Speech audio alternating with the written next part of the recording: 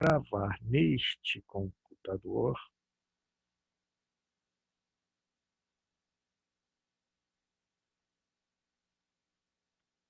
Ok. Pessoal, então vamos lá.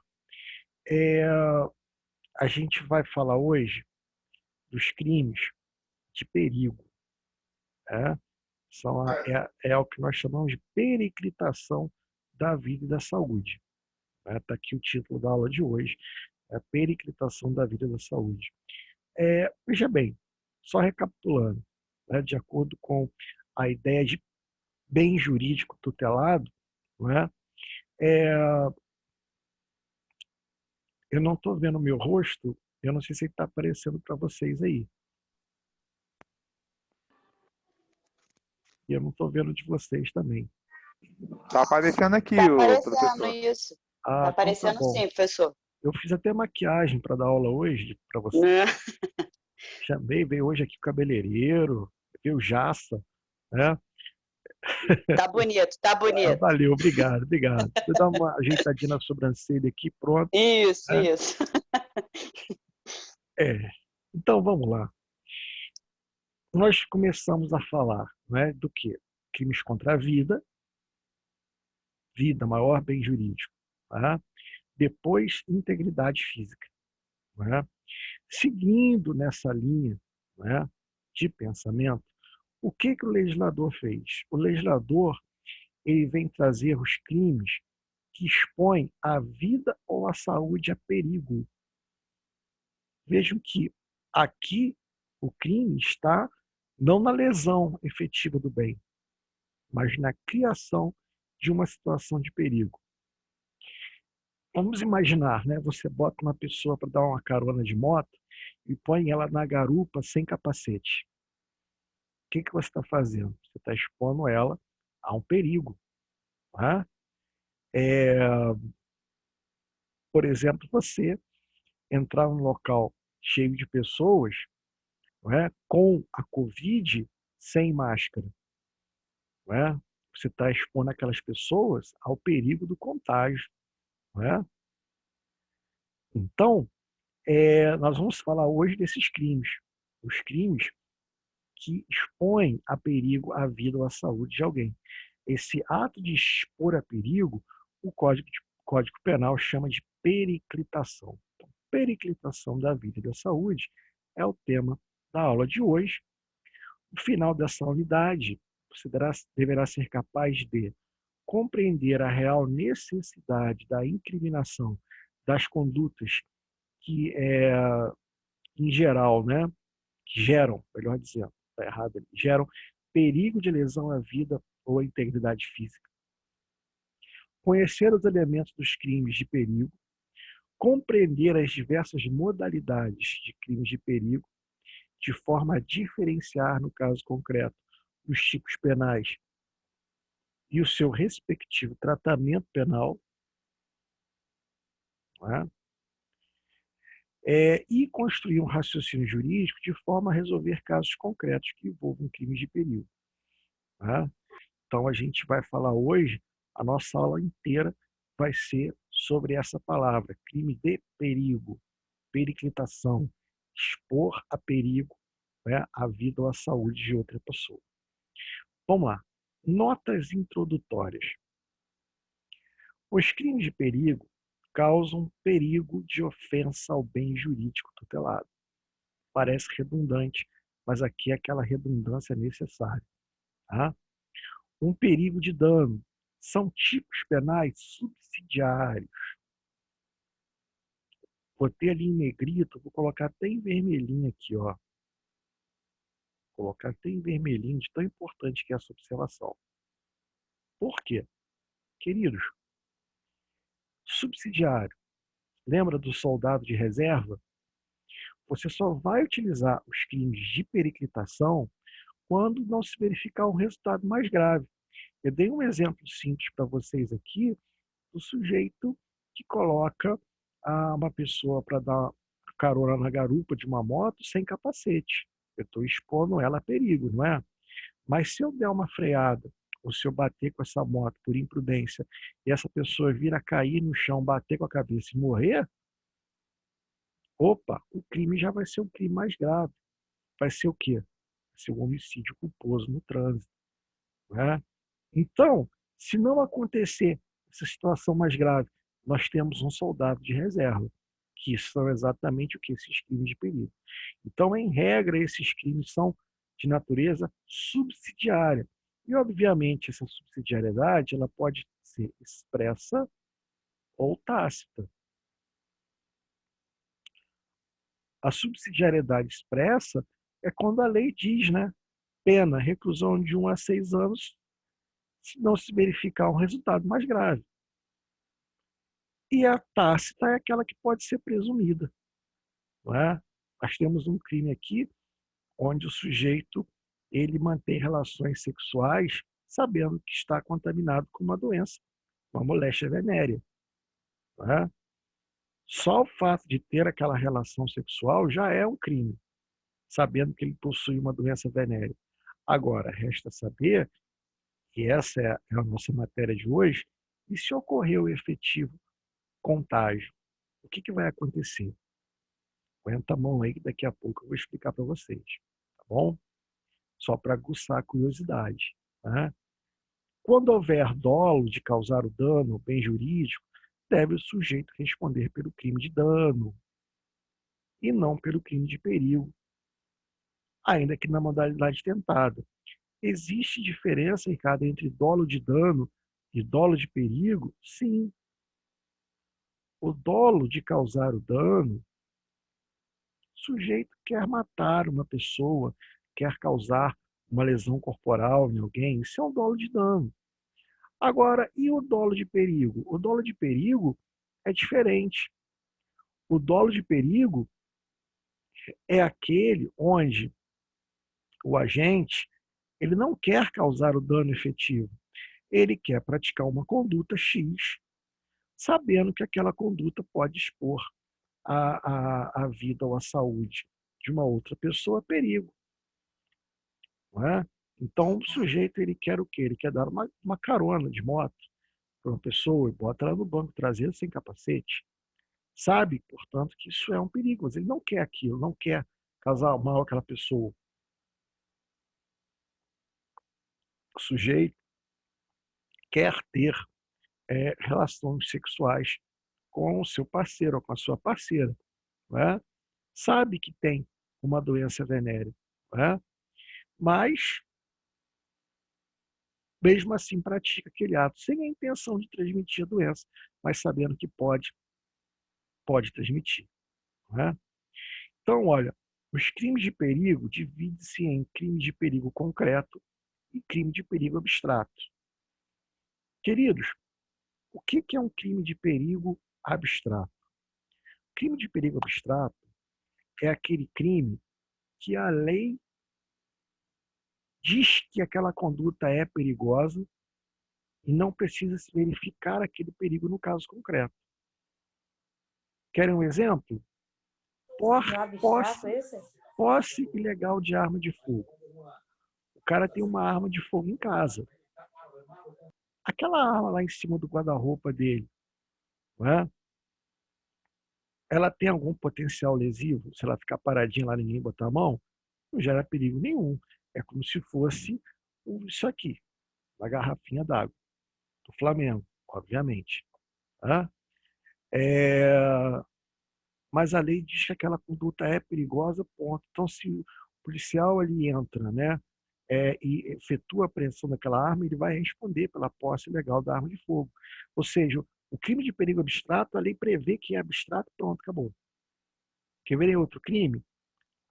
O tráfico de drogas. Né? O sujeito transportou maconha de um lugar para o outro. Ué, mas não entregou para ninguém, eu vou de um lugar para o outro, qual é o perigo? Ninguém botar a mão naquela droga? Não importa, a conduta, a lei diz que é perigosa, pronto. É o crime perigo abstrato. Né? E qual é o crime de perigo concreto? Alguns crimes de perigo, a lei prevê que não basta uma presunção, tem que se verificar no caso concreto o efetivo perigo. Né? Então, um exemplo, né? O sujeito tinha uma moléstia venérea. Foi ter uma relação sexual com a parceira. Sabia que podia incriminar, sabia que podia contaminar a parceira, né? Mas ele usou lá o preservativo, não é? E com o uso do preservativo seria impossível a contaminação. Opa, não teve a contaminação, o perigo no caso concreto. Então não há que se falar em crime numa situação dessa, né? Então, vejam que alguns crimes vão exigir uma constatação de um perigo concreto, outros não. Outras condutas, a lei diz que é perigosa, é uma presunção absoluta, né, juris tantum, ponto, e acabou. Tá certo? Então, eu estou explicando para vocês, para não precisar ficar lendo aqui, né? Senão pode acontecer de vocês acharem que é uma aula de direito civil ou de processo civil, né? Deixar aí a foto de vocês e irem ver televisão, fazer alguma outra coisa, né? E eu não gostaria que isso acontecesse na aula de direito penal, né? Muito bem. Geralmente, os tipos penais que contêm as expressões gerando perigo de dano, expondo a perigo, são tipos de perigo concreto, só havendo crime se houver perigo de ofensa ao bem jurídico lá no caso concreto. À medida que a gente for trabalhando um a um desses crimes, a gente vai trabalhando essa ideia para ficar cada vez mais clara na mente de vocês. Tá bom? Então, vamos aqui ao primeiro crime. Primeiro crime. Esse slide ficou tão pequenininho. Vamos ver se eu consigo aumentar um pouquinho para vocês aqui. Aí. Perigo de contágio venéreo. Queridos, o que é uma doença venérea? Doença venérea é uma doença sexualmente transmissível? Não, não é isso. Doença venérea são aquelas doenças afetas aos órgãos sexuais, tá bom? AIDS, por exemplo, é uma hepatite, uma doença sexualmente transmissível, mas não são consideradas doenças venéreas. Agora, nós temos algumas aqui que eu vou mostrar para vocês já já, algumas fotos interessantes de doenças venéreas para vocês. Espero que todos já tenham jantado, não é? Porque depois que você janta, aí você pode ver qualquer coisa. Mas antes da janta, se você ver, você não vai jantar, não é? Muito bem. E eu que estou jantando. Então, para você vai vir na hora certa, né? Expor alguém por meio de relação sexual ou qualquer ato libidinoso. Aqui, a lei diz exatamente como que é a conduta. Relação sexual. O que é relação sexual? Penetração, pênis, vagina. Opa, isso é relação sexual. Tá? Ah, Ricardo, mas e um coito anal não é uma relação sexual? O Código Penal chama-se isso de ato libidinoso. Não é uma felação, que seria aí a penetração oral, não é? Também é ato libidinoso. Então, a lei diz que relação sexual, não é conjunção carnal, é penetração pênis-vagina. Qualquer outro tipo de cópula, não é ato libidinoso, certo? Muito bem. Expor alguém por meio de relações sexuais ou qualquer ato libidinoso a contágio de moléstia venérea. Não é qualquer doença, é moléstia venérea. De que sabe, queridos, dolo direto, deve saber, dolo eventual. Como assim, Ricardo, sabe? Sabe, queridos, ele foi lá no médico, o médico olhou para ele e falou assim, olha, você está com sífilis. Não é? Você está com sífilis. E ele, mesmo sabendo que ele está com sífilis, ele tem relação sexual com a parceira. Ou deve saber. Né? Ele percebeu uma modificação no corpo dele, não fez os exames, né, para determinar exatamente, né, mas deveria saber, não é? E aí nós temos o chamado que dolo eventual. Lembrando que do outro lado, ó, perigo concreto. Perigo concreto. Né? Ah, Ricardo, um sujeito usou preservativo. Opa, então me expôs a perigo. Ah, Ricardo, o preservativo rasgou. Aí você já tem perigo, aí já tem o crime. É muito simples.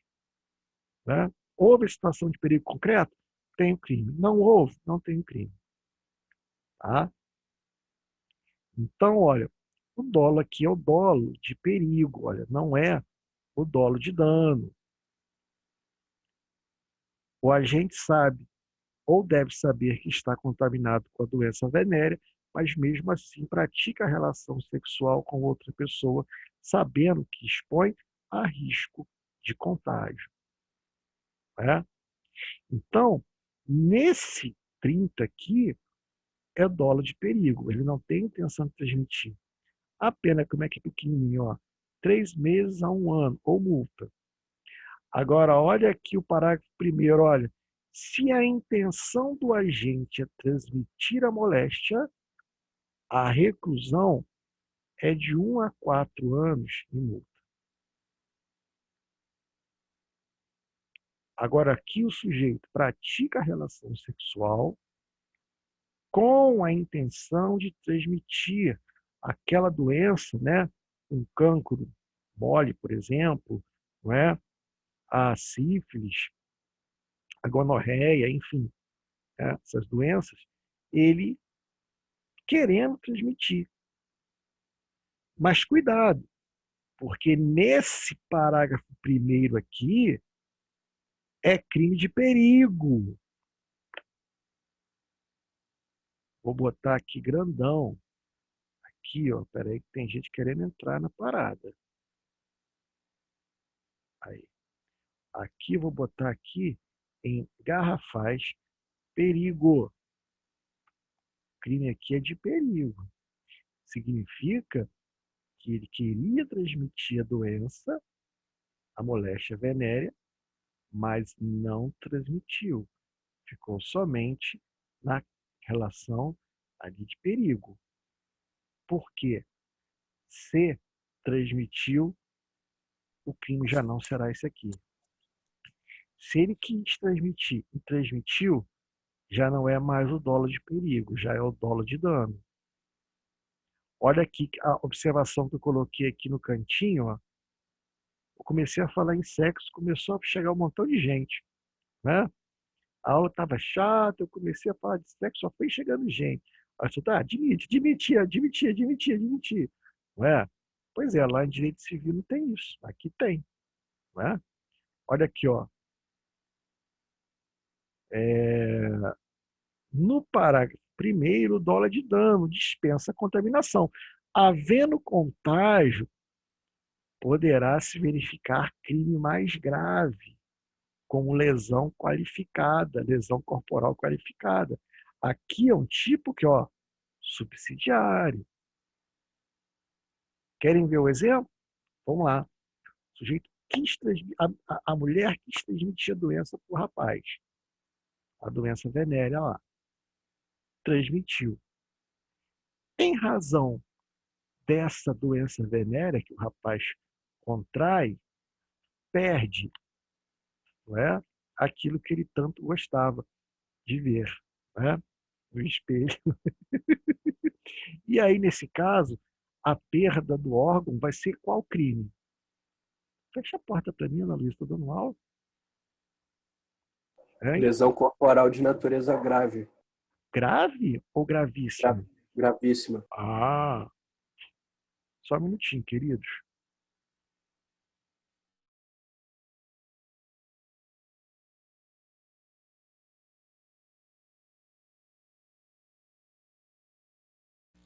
Desculpa, gente.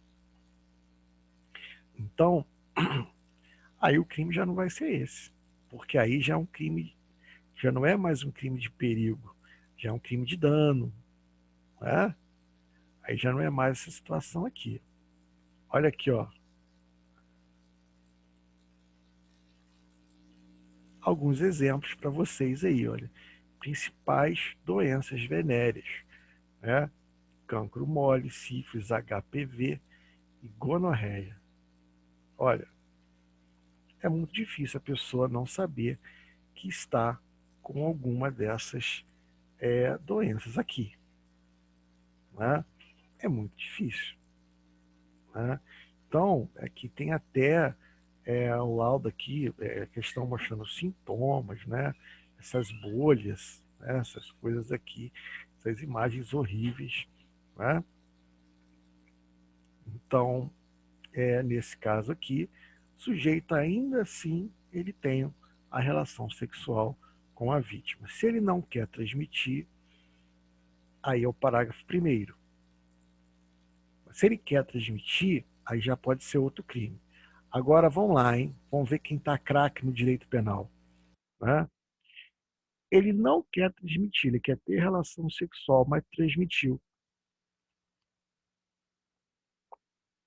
E em razão disso, dessa transmissão, a mulher teve que perder, né, o ovário, enfim, né?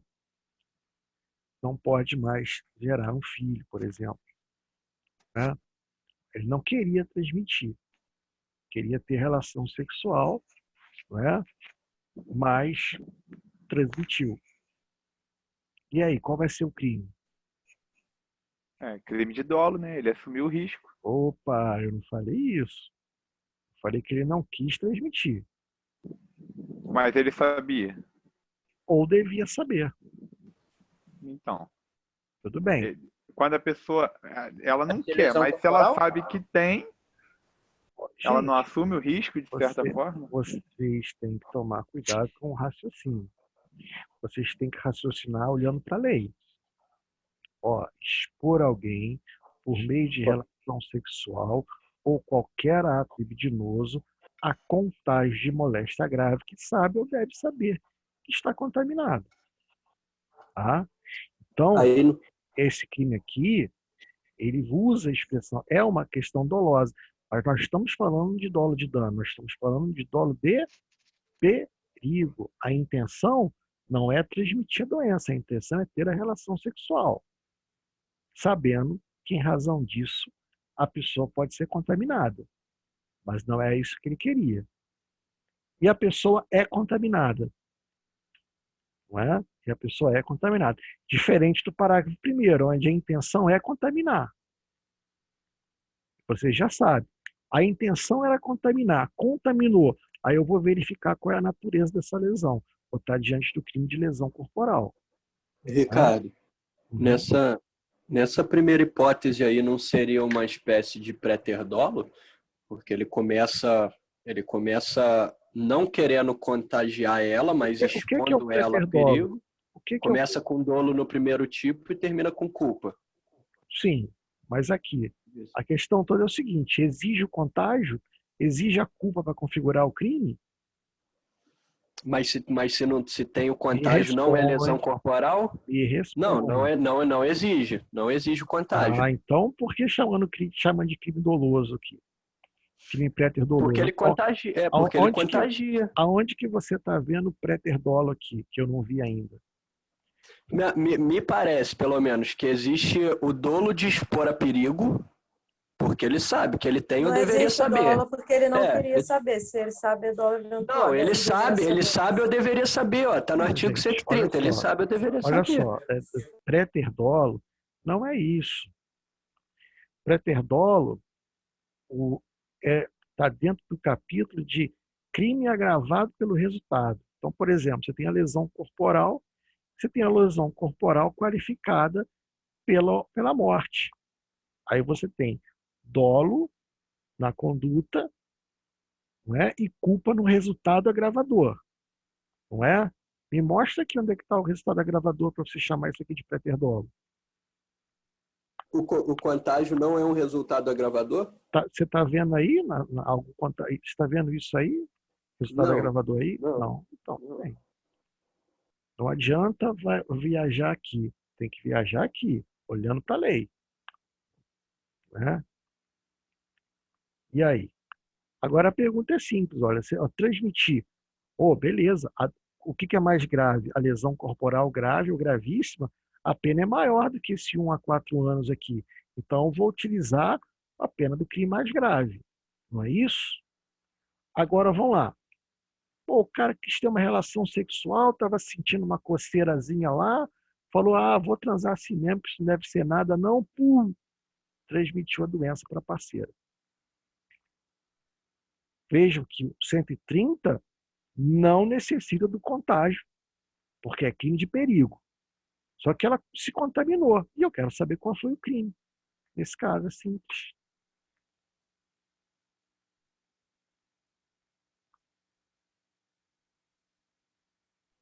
É a mesma coisa, não é? Do artigo 130. Expor alguém por meio de... eu visualizo assim. Alguém discorda do colega? Se o cara tava só com uma coceira pode ser uma alergia. Mas se levar para o lado de que ele sabia ou deveria saber, eu concordo com o Eduardo. Ficar no 130, velho. Queridos, veja bem. Se eu causo uma lesão por imprudência, né, eu respondo por qual crime? Lesão corporal culposa? Lesão corporal culposa. Culposa. Só que esse crime aqui é subsidiário, não é? Você só Sim. vai utilizar ele se não houve uma situação mais grave. Então, o que você tem que fazer? Você tem que verificar aqui quem tem a pena mais grave. Se é a lesão culposa ou se é o 130. Vai lá no 129, parágrafo 6º, e diz para mim quem tem a lesão, quem tem a pena mais grave, se é a lesão culposa ou se é o 130. É o 130. No 6, a pena é de detenção de 2 meses a 1 ano. Então, quem tem aqui é 3 meses a 1 ano. Então, quem tem a pena mais grave é o 130. 130. Eu vou chamar esse contágio de pós-fato impunível. Agora, vamos imaginar aqui no parágrafo 1º, né, para reafirmar o que a gente já falou antes. Né? O sujeito tem a amputação peniana, lesão corporal em razão da perda da função reprodutora. De quanto que é a pena da lesão corporal gravíssima? Vai lá no 129, parágrafo 2º, e fala para mim de quanto que é a pena. É reclusão de De 2 a 8 anos. Quem tem a pena mais grave? Lesão corporal gravíssima. Então você vai aplicar o quê? A lesão corporal gravíssima.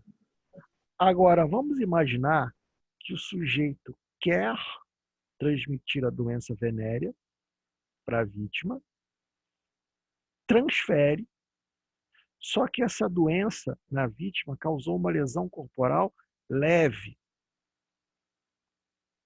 Vejam que aqui é um dolo de perigo. O parágrafo 1º é um crime subsidiário.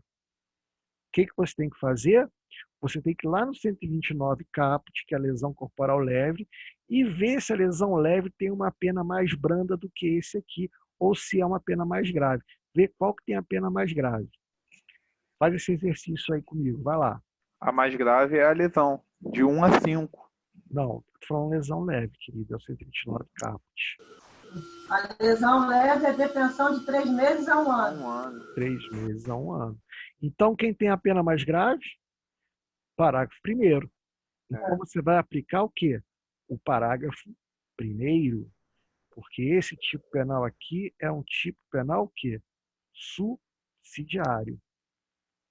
Então, você tem que ver qual deles tem a pena mais grave e aplicar aquele que tem a pena mais grave. Princípio da subsidiariedade. Tá ok? Aqui estão novamente as fotos para vocês se deliciarem aí, vendo essas coisas que só o direito penal traz para você. Aliás, o direito Ricardo. É legal. Pode falar um pouquinho mais baixo, tá bom? Eu estou com fone de ouvido. Pode falar. Ah, tá. É porque eu tô falando muito perto do fone. Melhorou? Tá. Melhorou um pouquinho, pode falar. Então, naquele primeiro exemplo que você tinha dado do cara que sabia que tinha moléstia, não queria produzir, mas produziu, é a mesma coisa. Eu vou ponderar pelo princípio da subsidiariedade e aplicar a pena mais grave Exatamente. também. Só que aí você vai estar comparando com a lesão corporal culposa, porque ele não tinha intenção de transmitir a doença, perfeito? Só que Perfeito. aqui não, aqui, ó, se a intenção é de transmitir a doença. Então, se a intenção aqui é de transmitir, aí eu tenho que ponderar com a lesão corporal dolosa. Aí vai depender. A lesão que causou foi leve? Bom, eu vou aplicar o 130 parágrafo primeiro, porque é a pena mais grave. Ah, não foi grave? Então eu vou aplicar o 129 parágrafo primeiro. Foi gravíssimo? Eu vou aplicar o 129 parágrafo segundo. Ok? Ok, queridos? Queridos, vocês estão aí?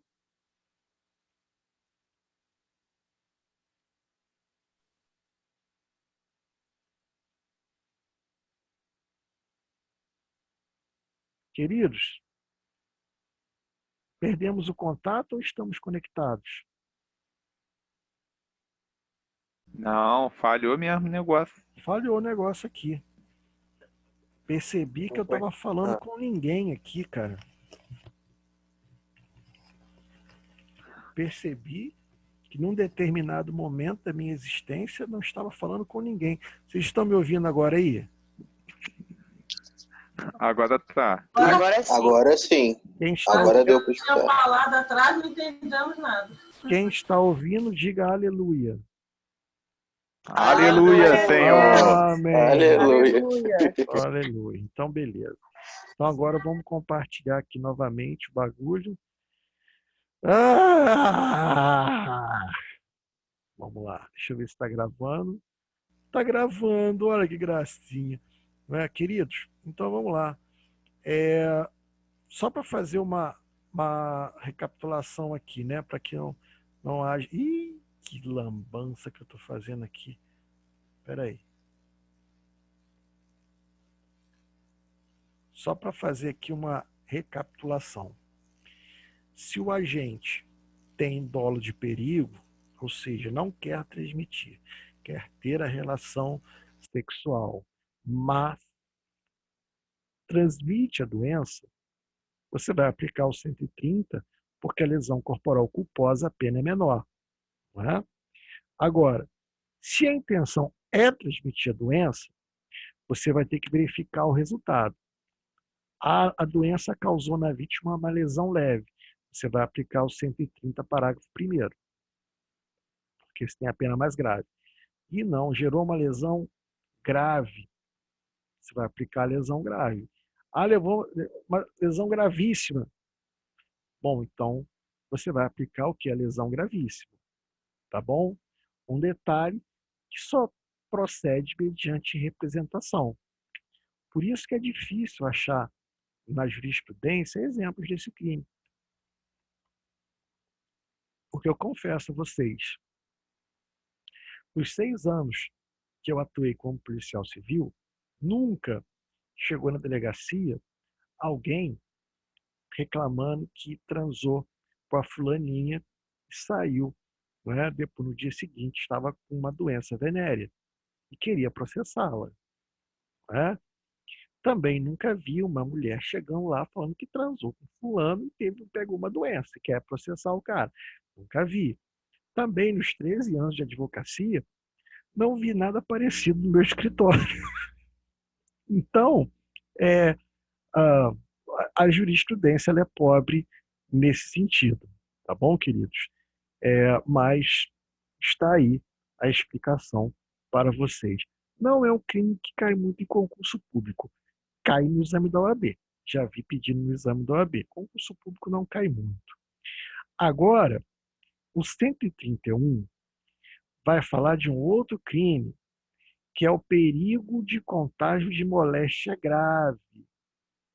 praticar com o fim de transmitir a outrem, olha, aqui, com o fim de transmitir. Vou botar em vermelhinho aqui.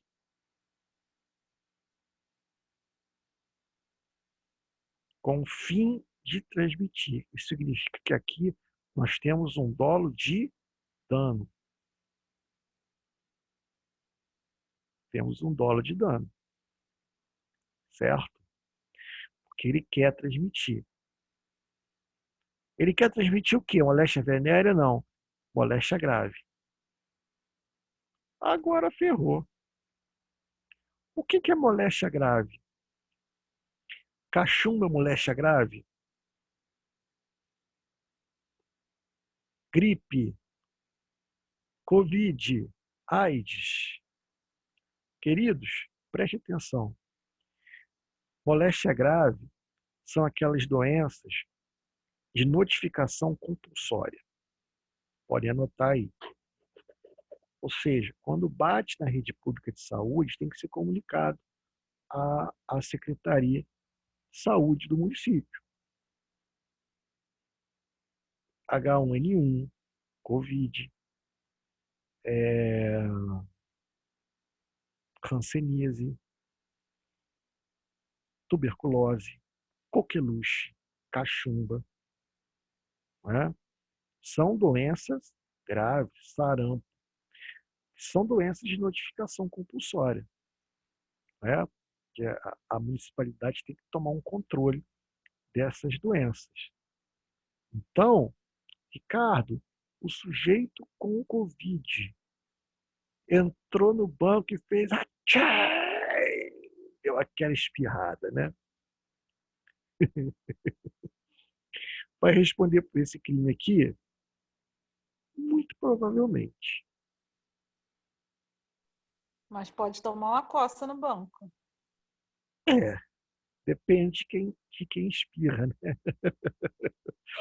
Hoje, por exemplo, eu fui a Bangu. Estava lá em Bangu, entrei em Bangu 4. Aí eu tô lá aguardando o rapaz, cliente, para se entrevistar com ele. Aí vem um cara sem máscara. Tchê! Limpa o nariz, fala, ô, Covid desgraçada essa.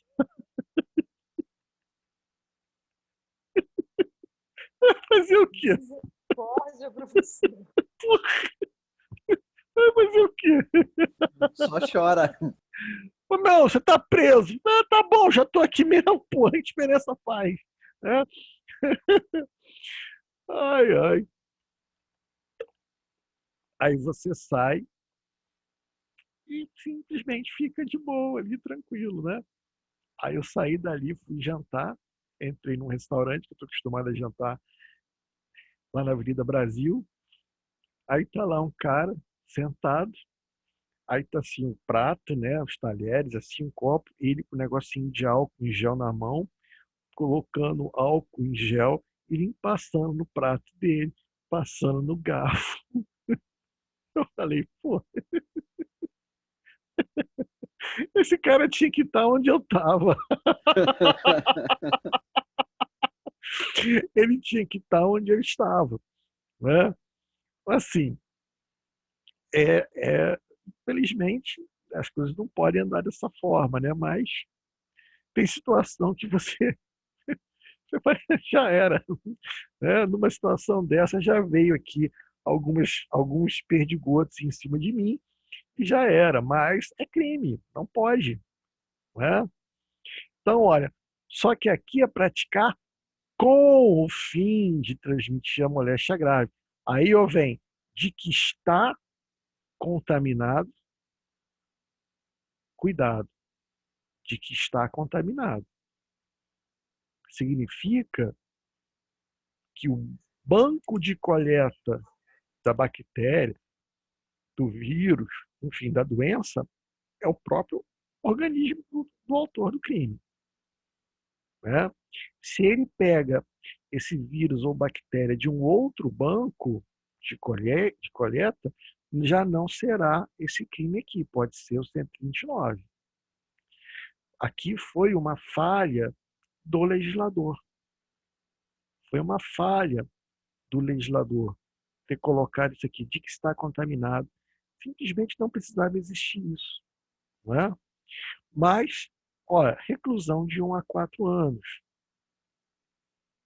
Ricardo, e se transmite a doença? Mesma coisa.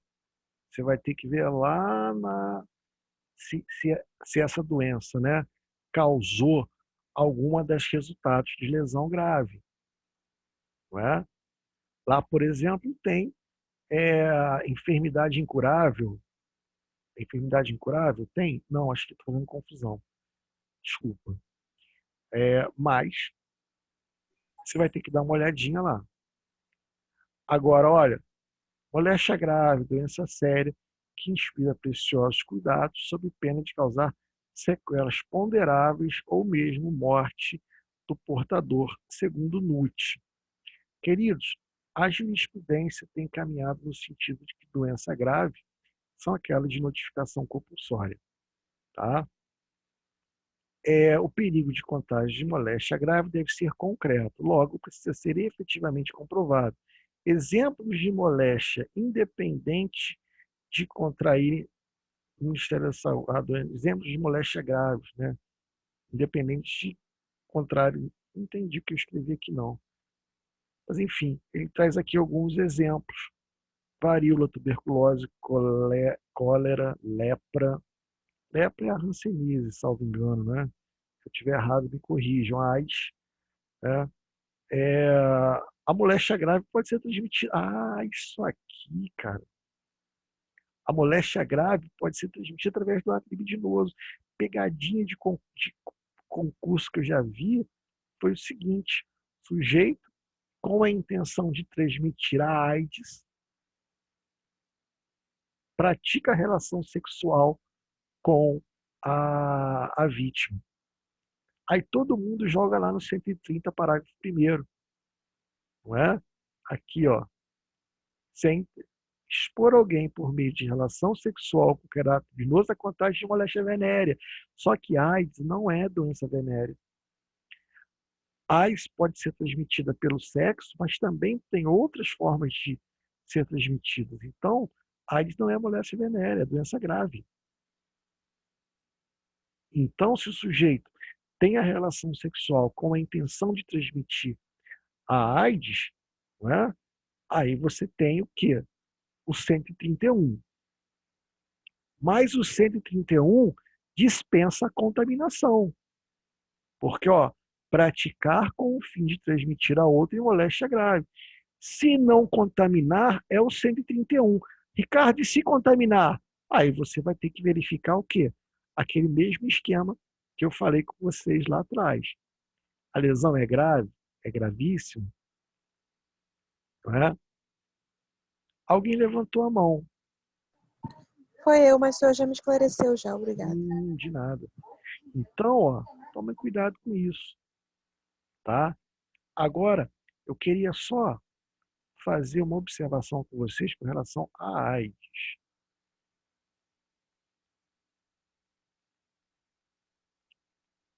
Eu quero mostrar para vocês aqui uma coisa muito importante.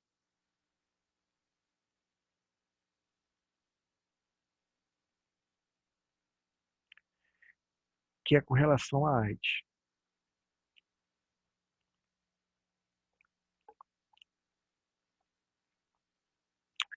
É o seguinte: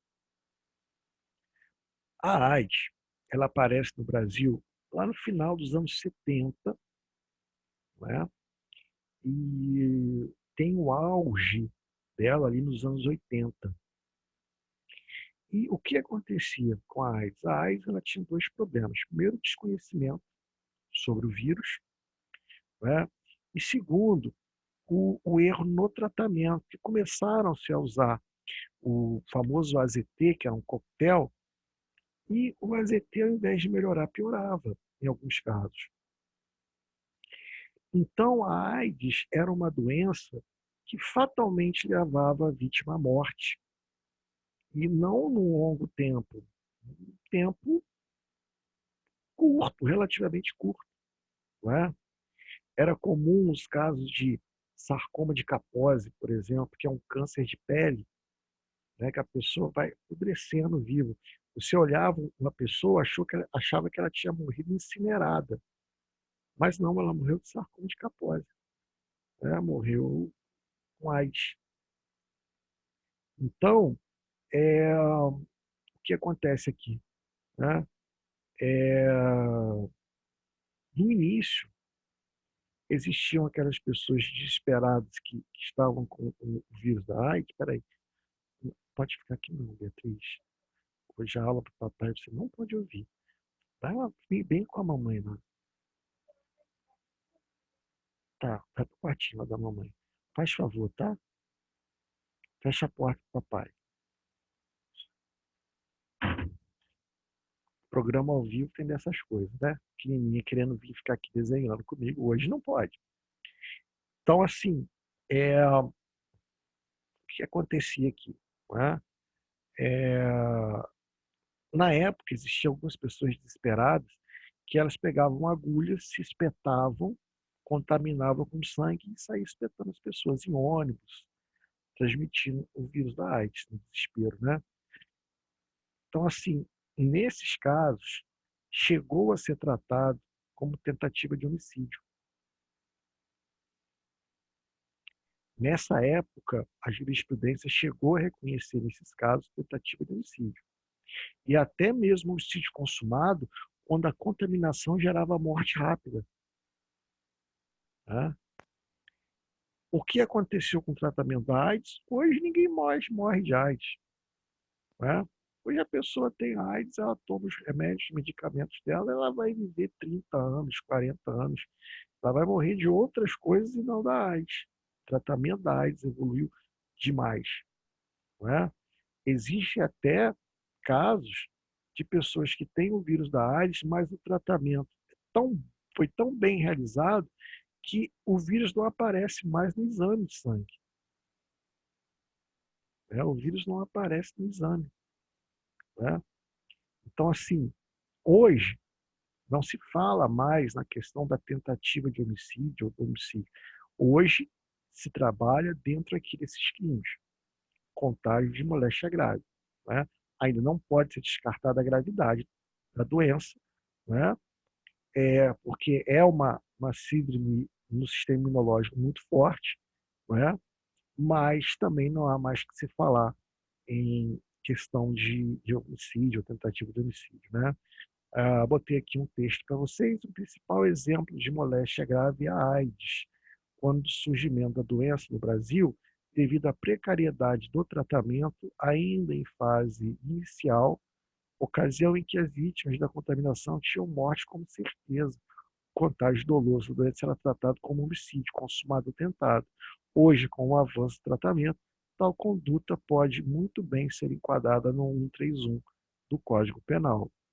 Aí eu botei aqui, né, admissão assim não pega, né? Beijo, masturbação,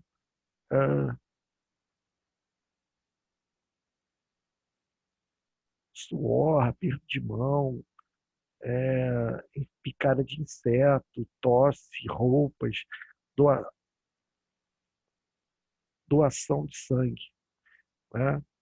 Eu achei estranho essa doação, é um ato de doar, né? A pessoa que vai lá para doar sangue, ele não vai pegar AIDS doando sangue. Né? Agora, as formas que podem acontecer, né? É através do sexo oral, sem proteção, né?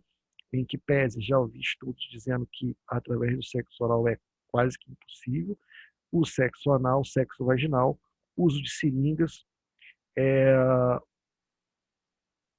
eu não estou conseguindo entender aqui. De mãe infectada. Sim, a mãe infectada passa para o filho, o leite materno pode passar, né? Instrumentos aqui devem ser instrumentos cirúrgicos, coisa assim, e o ato de receber o sangue.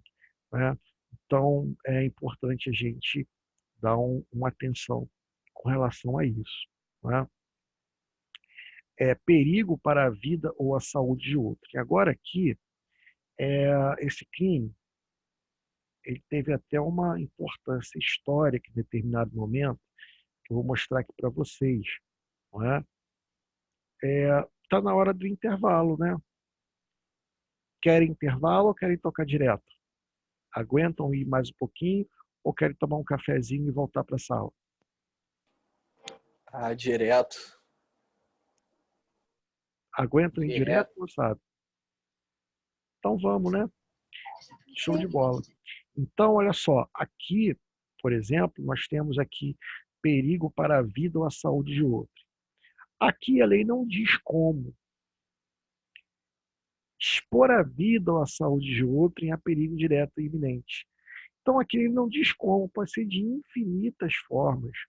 Né? Aqui é um tipo penal, a gente chama de tipo penal aberto, né? Como um homicídio, matar alguém. Pode matar de vários tipos, né? Tiro, pedrada, foice, susto. Agora, esse perigo para a vida ou a saúde de outro pode ser de muitas maneiras. O sujeito, por exemplo, né, que vai cortar uma árvore no quintal sem as medidas necessárias.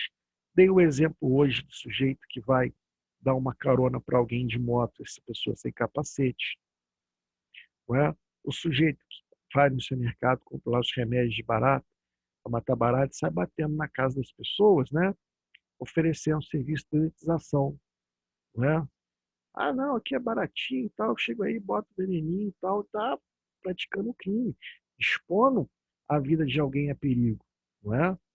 Aqui, a conduta, o dolo está em querer praticar um ato sabendo que aquele ato expõe a perigo a vida ou a saúde de alguém. Né? Agora, olha esse parágrafo único que vem em 98, em razão de uma questão histórica aqui. A pena é aumentada, ou seja, é o 132 majorado, de 1/6 a 1/3, se a exposição da vida ou da saúde a outrem, a perigo, decorre de transporte de pessoas para prestação de serviço em qualquer natureza, em desacordo com as normas legais. O que acontecia aqui nessa época? Não é? Vocês já ouviram falar dos boias frias? Ou então pau de arara? Olha só como que os trabalhadores rurais que trabalhavam nos canaviais, não é? Eles eram transportados pelos donos das fazendas. Tem aqui um exemplo aqui, olha, o que nós chamamos de pau de arara. O pessoal subia nesses caminhões aí, ó, sem nem um pouco de proteção, não é? Na verdade, a majorante foi introduzida para tentar reprimir a conduta daqueles que transportavam trabalhadores rurais em caminhões abertos, conhecidos como pau de arara, triste realidade dos brasileiros rurais, chamados de boias frias, no Nordeste brasileiro. Né? Então, de vez em quando alguém caía aqui e morria. Criança agarrada na perna do pai. Olha, isso aqui é uma legislação que veio em 98, olha. Cara, é triste ver beirando o ano 2000, você ainda vê uma realidade dessa aqui, ó. Né? Aí, o que acontece? A lei resolve tudo, né? Aí vem que coloca a lei pronta, agora resolvemos o problema, não vai ter mais. Até parece, né? Que a lei resolve algum problema desse, né? Enfim, então, mas cuidado, que a consumação se verifica unicamente com a exposição do perigo. Uma vez que verificando o resultado lesivo, estaremos fatalmente diante de um crime mais grave. Então, aqui, inclusive, subsidiariedade expressa. Você lembra que eu falei lá atrás? Olha a pena aqui, ó, detenção de 3 meses a 1 ano, se o fato não constitui crime mais grave. Então, por exemplo, se uma pessoa aqui cai e morre, não é? Nós temos o homicídio culposo no trânsito. Ou até mesmo dá para se discutir o homicídio doloso com dolo eventual. Não é? O sujeito, ó, meu irmão, pode transferir, a pessoa pode cair, pode morrer, que se exploda, tô nem aí. Pega e se arranca com o caminhão. Você pode até trabalhar um dólar eventual, né? Mas é muito difícil, confesso, pegar o dólar eventual na prática, não é? Então, é muito complicado. Nós temos aqui um outro crime que eu vou falar já já. Então, esse aqui é o crime de exposição ao perigo. Aqui ele vem e trabalha de uma forma ampla, geral, as 1001 hipóteses em que alguém pode expor o outro a perigo, tá bom? Bom, depois do 133 vem um abandono de incapaz. Abandonar a pessoa que está sob seu cuidado, guarda ou vigilância ou autoridade por qualquer motivo incapaz, vou botar em vermelhinho aqui, de defender-se dos riscos resultantes do abandono. Vamos agora trabalhar com a cuca, viu, moçada? Nesse crime aqui. Queridos, abandono de incapaz. Primeiro, é um crime próprio. Botei até aqui embaixo, ó. Crime próprio. Por que é um crime próprio? Somente pode ser praticado pela pessoa que detém cuidado, guarda, vigilância e autoridade. Desculpa. Né? Ou seja, aqui, por exemplo, não é? O filho que toma conta do pai idoso abandona o pai idoso para lá e vai embora. Né? A mãe, por exemplo, que cuida lá do filho deficiente, simplesmente abandona. Né? E, em razão dessa incapacidade dele, ele não tem como se defender dos riscos resultantes desse abandono. Então, aqui não é qualquer pessoa que responde pelo crime. Né? Aqui é aquele que tem a obrigação de cuidado, guarda, vigilância ou autoridade. Né? Imagina, por exemplo, né? O filho mora em São Paulo, veio visitar a mãe. Aí chega para a mãe e fala assim: mãe, vem morar comigo em São Paulo. Eu não vou em São Paulo, eu quero morar aqui. Eu não saio daqui. Aí você vai e paga, por exemplo, um enfermeiro para tomar conta. E o sujeito simplesmente pega a grana e nunca mais vai lá. Né? Cuidado. Por quê? Primeiro, nós estamos falando aqui em incapaz. A pessoa que não tem como se defender dos riscos resultantes do abandono. E outra, esse abandono tem que gerar risco. Aqui, nós estamos diante de um crime de perigo concreto. Vou botar em negrito aqui embaixo, ó. Perigo concreto. Não basta um mero abandono. Devendo também ser necessário que esse abandono promova algum perigo para a vítima. Vamos imaginar que uma mãe pega lá o recém-nascido, coloca numa cestinha, não é? E coloca na frente da casa do Silvio Santos. E fica olhando de longe. Aí o Silvio Santos, ele abre a porta e fala: oi, meu nenenzinho aqui, vou pegar para mim, vou pegar. E vai cria. Não é? Teve risco resultante do abandono? Agora quero saber de vocês. Vai responder por esse crime aqui, sim ou não?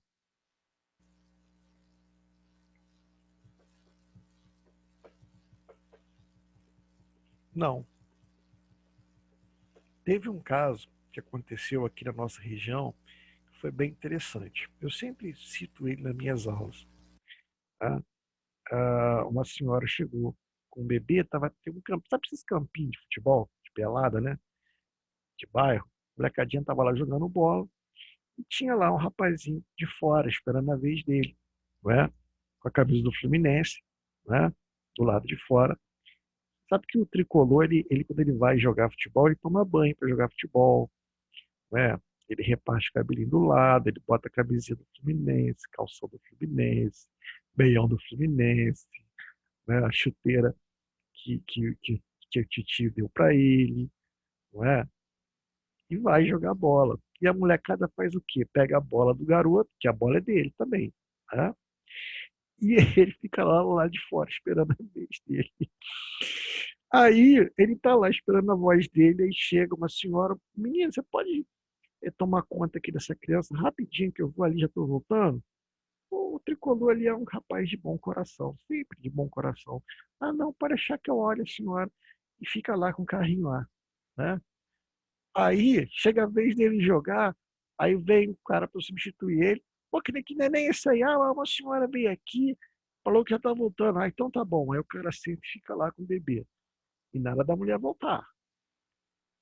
Isso já foi da noite, não tinha nem luz no campinho. E agora, o que a gente vai fazer com essa criança?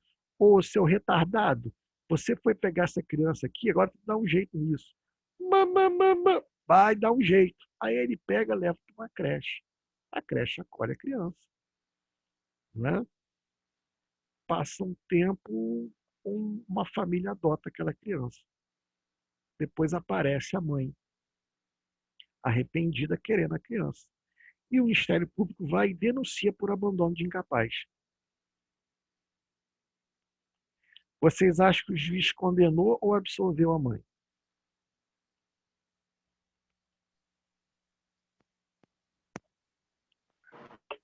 Eu Absolveu. acho que absolveu. Absolveu. Qual foi o argumento?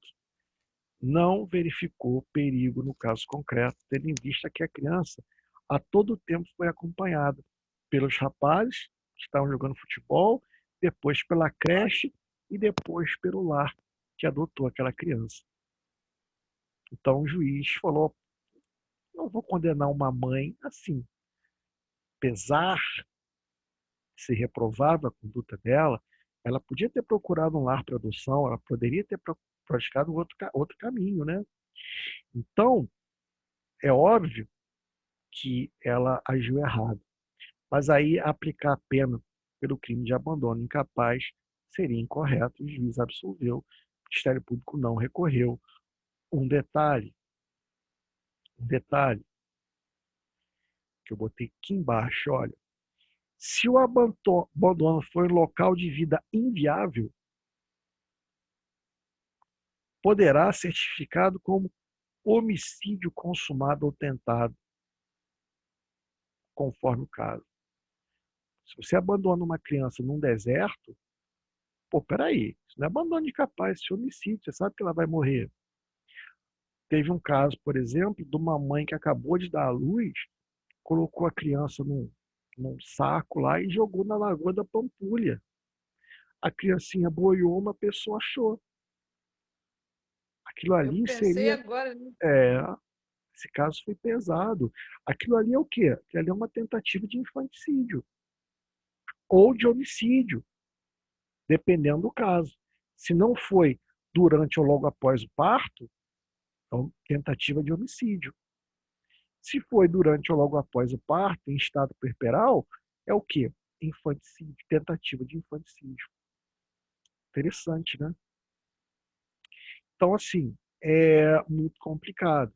Aí nós temos aqui, se do abandono resulta lesão corporal de natureza grave, cuidado, porque aqui ele fala grave, mas é grave ou gravíssima.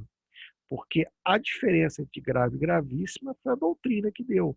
O Código Penal chama tanto do parágrafo 1º do 129 quanto do parágrafo 2º do 129 de grave. Tá bom? Aí a reclusão é de 1 a 5 anos. Se resulta a morte, aí nós temos o quê? Reclusão de 4 a 12 anos. Então, olha, aqui nós temos o caso do crime préter-doloso. Teve um colega aqui, eu não lembro quem foi, mas que falou a questão do crime préter-doloso. Aqui é crime préter-doloso, olha. Você só tem crime préter-doloso quando você tem um resultado agravador. Resultado agravador, olha só, né? Se o abandono resulta lesão corporal de natureza grave. Não era isso que a pessoa queria. Mas esse resultado qualifica. Então, nós temos aqui tanto no parágrafo 2º quanto no parágrafo 2, se resulta lesão corporal de natureza grave, se resulta morte, nós vamos ter o préter dolo. O dolo estava no sentido de abandonar, não é? Já o resultado advém da culpa, não é? Aumento de pena, as penas combinadas nesse artigo aumento de 1/3. Se abandono ocorre em lugar ermo, cuidado, porque lugar ermo não é local de vida improvável. O que é o local ermo? Afastado, não é? Afastado. O matagal, por exemplo, né? É claro, Ricardo, montou criança lá na Mata Atlântica, né? No meio da mata, eu já entendo que seria uma tentativa de homicídio mesmo, deixou lá para morrer, não é? Agora coloca lá num terreno, por exemplo, o abandono de capaz com pena aumentada, porque nós temos um lugar ermo, afastado.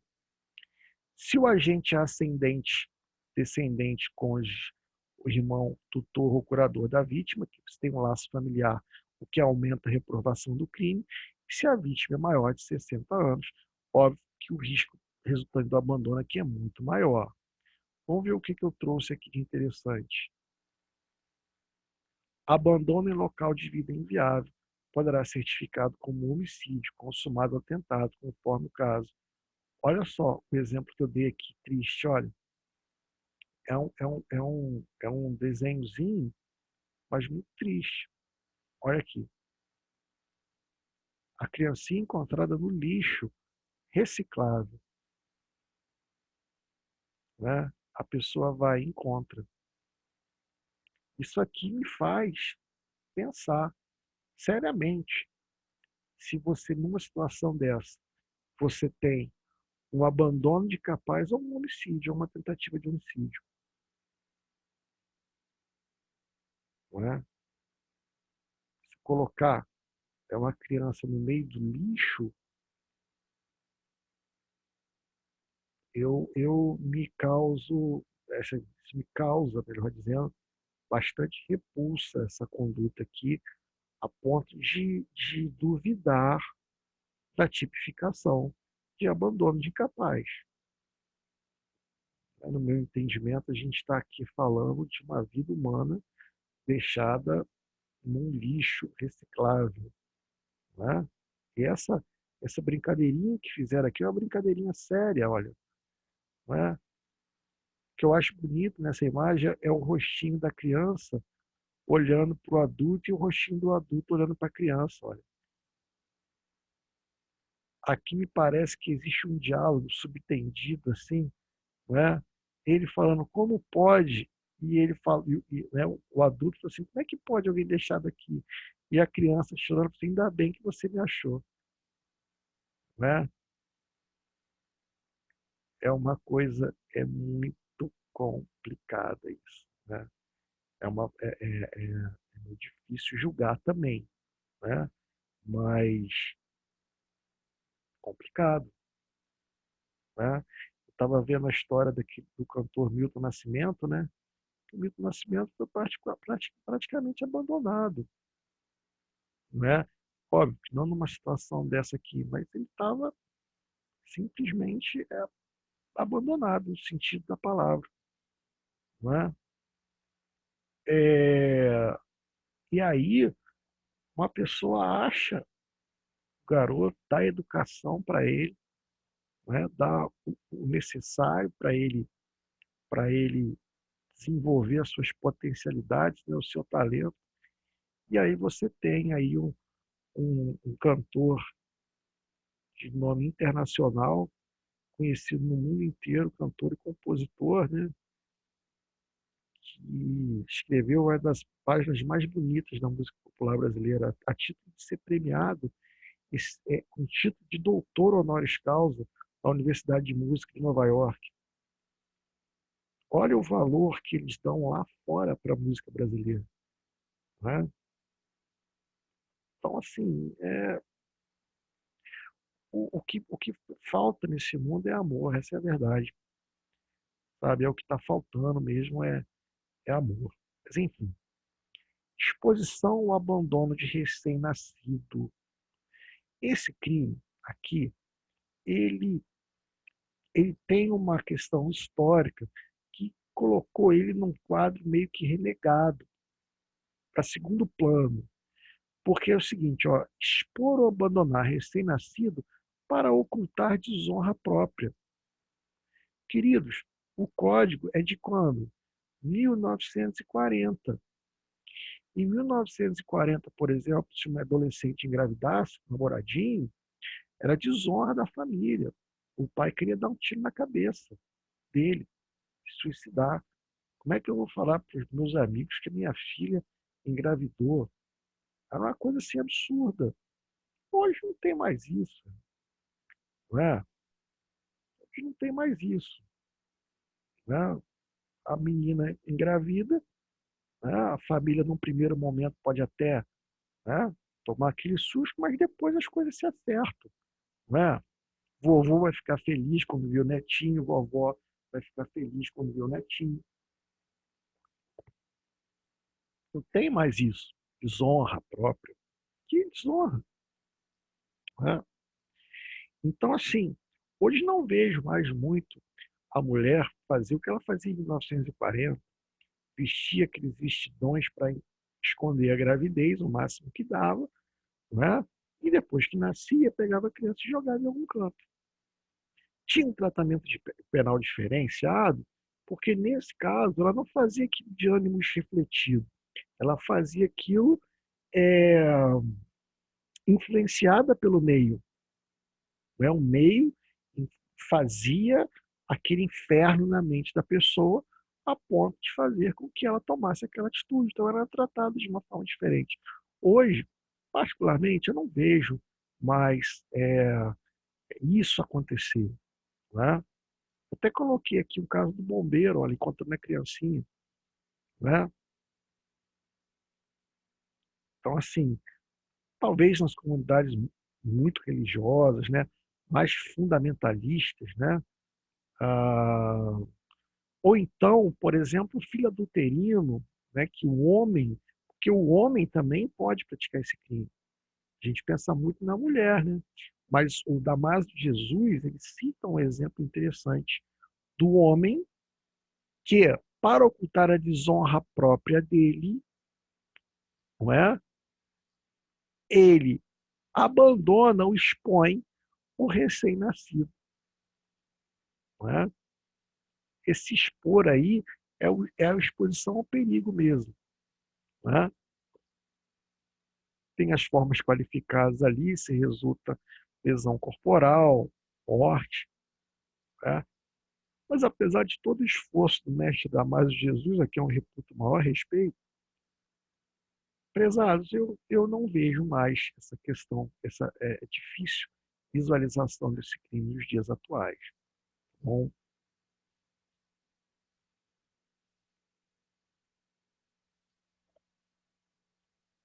botei aqui, ó, abandono de incapaz e exposição ou abandono de recém-nascido. Como é que eu vou saber a diferença, Ricardo?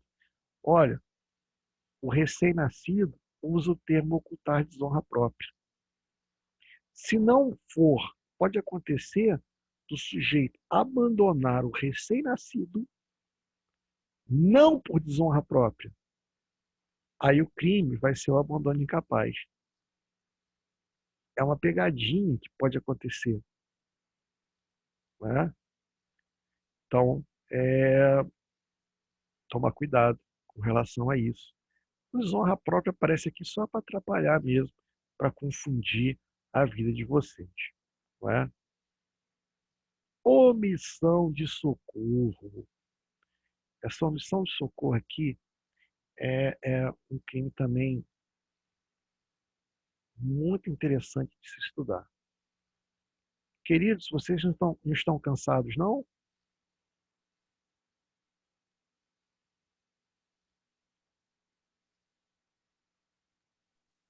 Queridos, Eu tô tranquila. Dormi pelo menos tranquilo. que bom. Então, vamos lá. O que é a omissão de socorro? Não é? Eu botei até umas imagens aqui interessantes. né? Essa da direita aqui, por exemplo, eu acho muito interessante. Olha ali as pessoas, né, vendo uma pessoa se afogar, filmando, filmando, né? Hoje em dia a gente está vivendo uma sociedade assim. Corre, corre, vamos pegar, vamos filmar. E o cara tá no meio das ferragens ali, filma para postar no grupo, não é? Vamos falar do crime, né? Deixar,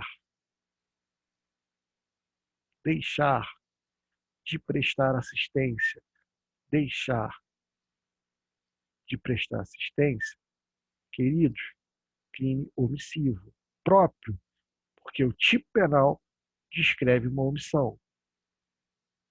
Quando possível fazê-lo sem risco pessoal. A. Criança abandonada ou extraviada, a pessoa inválida ou ferida, ao desamparo ou em grave e iminente perigo, ou não pedir, nesses casos, socorro à autoridade. Tomem cuidado com uma coisa. Quando você lê esse artigo, ele te induz a erro.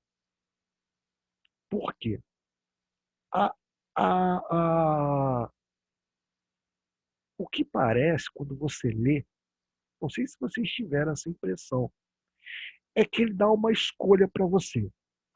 Você vê uma pessoa em perigo, você pode fazer duas coisas. Ou você pode prestar socorro, então você vai pedir socorro. Não é isso. Se você vê uma pessoa precisando de socorro, você tem que prestar socorro.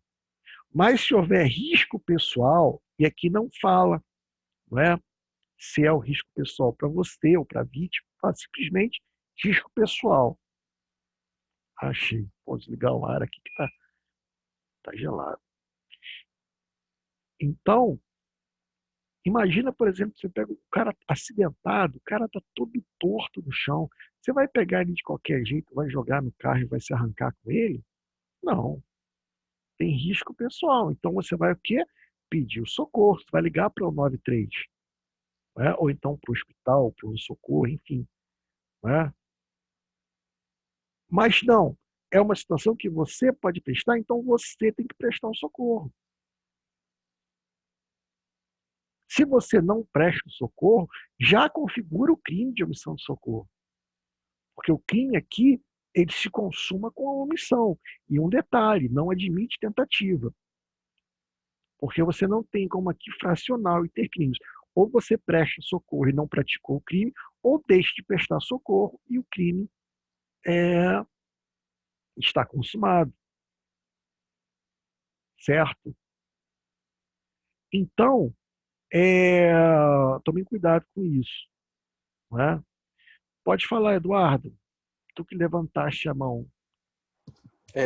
Ô Ricardo, nesse caso aí dessa distinção aí que existe entre expor a risco, né, e prestar socorro ou chamar socorro, existe alguma distinção subjetiva no sentido de, por exemplo, o cara estava todo torto lá no chão, uma pessoa civil não seria comum, não seria capaz de socorrê-la.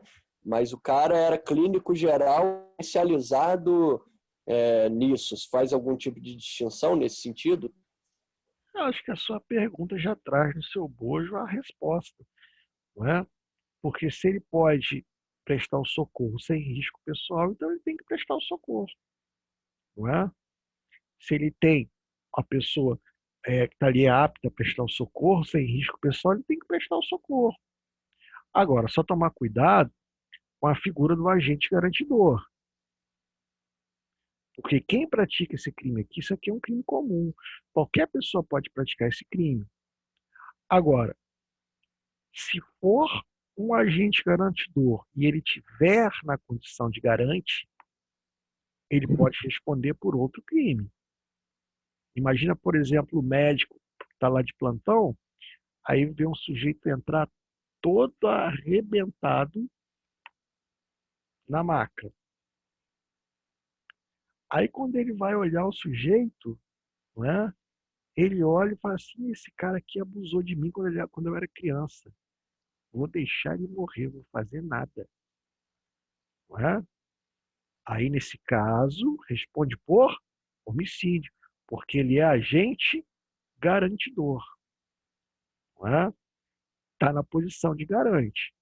Agora, Ricardo, o médico estava dirigindo o carro, aí viu lá uma pessoa, né, toda ferida lá no trânsito. E ele optou por chamar, em vez de prestar socorro. Aí eu pergunto para vocês, o médico que, analisando o caso, entendeu que não era uma situação de prestar socorro, mas de pedir socorro, ele foi omisso? Sim ou não? Como é que é a questão? Teve. Acho que não, porque ele não estava no local de trabalho dele. Não só por isso. Não só por isso. Veja bem, o médico, ele parou, analisou e entendeu que não era o caso de prestar socorro ali, que o ideal, no caso, era chamar o socorro. E ele chamou o socorro. Visto que ali também não tinha equipamento, talvez não tivesse equipamento para aquele tipo de Exatamente. Vai querer dar um procedimento. MacGyver com o ser humano, pode alejar o cara, né? Aí ele mata, aí se ele mata o cara, ele ainda responde por isso, né? Então, assim, aí a pergunta, ele foi omisso nesse exemplo que eu dei? A pergunta é simples. Não, ele Não, Não. ele não foi omisso. Não. Exatamente, ele ligou. Eu não posso jogar uma omissão de socorro no cara nesse sentido, se ele fez uma opção ali, não é? Então, assim, a questão é, tem omissão, tem crime. Não tem omissão, não tem crime, né? Agora, o médico, ele tem muito mais condição, até mesmo do que o juiz, de dizer se o caso era de prestar socorro ou de pedir socorro, não é? Ah, Ricardo, mas o cara, ele quis ajudar, tadinho, botou lá, prestou o socorro de qualquer jeito, levou e a pessoa ficou tetraplégica em razão da forma com que o socorro foi prestado. Pode responder pelo crime de lesão corporal culposa? Olha que situação complicada. A pessoa está lá, primeiro, a pessoa está lá ferida por quê? Porque alguém atropelou ela? Não é? Aquele atropelamento não ia dar em nada, ia ser só uma lesão corporal, sem resultados maiores. A pessoa que foi prestar socorro, prestou socorro de qualquer jeito e causou a morte dela. A recomendação em qualquer caso de acidente, é pedir socorro. Somente em último caso, é prestar o socorro manualmente. E aí, nesse caso, se era o último caso mesmo, a gente pode trabalhar o quê? Uma inexigibilidade de conduta diversa. Ela não tinha como exigir da pessoa uma conduta diferente da que ele teve de buscar de forma humana de prestar o socorro. Então, nesse caso, exclui a culpabilidade. Ele não responde pelo crime. Imagina, por exemplo, um acidente numa estrada de chão, não é? Sem sinal de celular, sem nada, não é? Próximo hospital a 15 quilômetros, não passa ninguém, não é? E o sujeito está lá sangrando, com uma baita hemorragia lá, não é? Ou então com uma dor na barriga enorme. Encaixaria aí o E estado aí, de necessidade? pode, não vou chamar de estado de necessidade, não. Por que não? Porque a necessidade tem que ter dois bens em perigo, e ali só tem um bem em perigo, só da pessoa, né? Então, olha só que situação. Tem como exigir da pessoa uma conduta diferente da que ele teve? Não tem como. Às vezes o cara está reclamando com uma dor na barriga enorme, ele está com um baço, rompeu um baço ali, está tendo uma hemorragia interna aguda.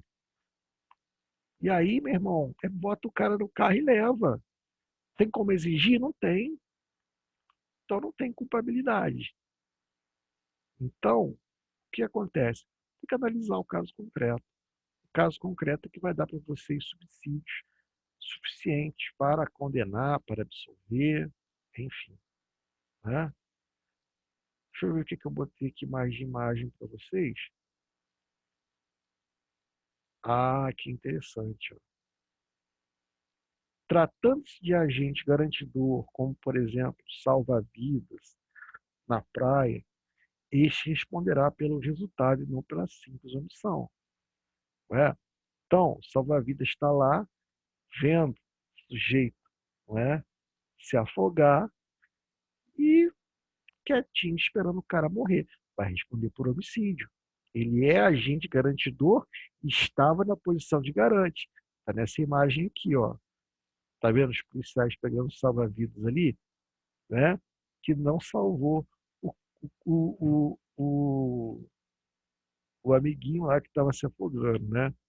Aí depois tem aqui, olha, não havendo condições de prestar socorro especializado, o agente deve pedir socorro, não é?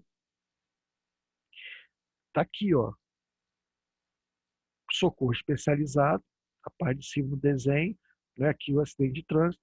E aí, no caso de omissão de socorro proveniente de acidente de trânsito, deve-se aplicar os dispositivos da Lei 9.503. Porque aí lá na Lei 9.503, né, vocês vão ver que aquele que pratica um atropelamento e foge para não prestar socorro tem uma pena aumentada. Né? Então, é uma série de situações aí para vocês ficarem espertos. Né? Existe uma questão também que é a famosa obrigação solidária. O que é a obrigação solidária? Né? Se você está no local,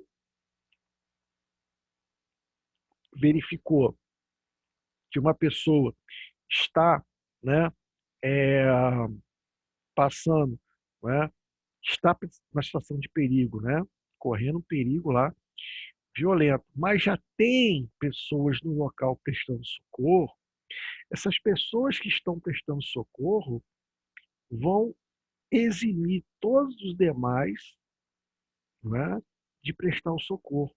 É a famosa obrigação solidária. Um prestando socorro faz com que todos os outros não precisem prestar o socorro. Então, você passou para o local, o socorro já está sendo prestado e você segue adiante, não tem necessidade, não vai responder pelo crime. Tá bom? A menos que, vamos imaginar que tem duas pessoas prestando socorro e não estão dando conta, precisa de mais uma. E você passa, percebe aquele fato e segue adiante. Aí você pode responder por omissão de socorro. Sem poder, sem poder, no caso, né,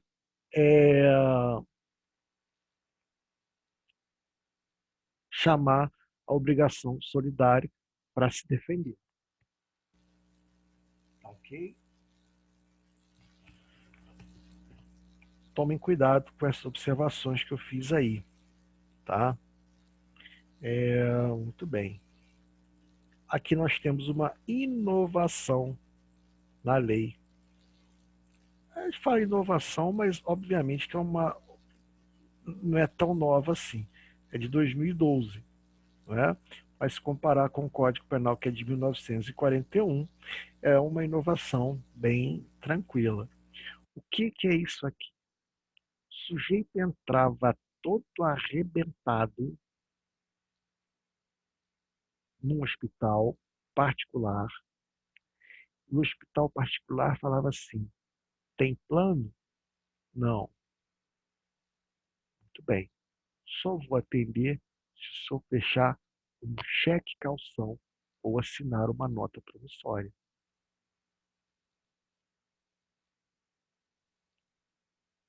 Ah, eu não tenho cheque. Eu não sei assinar.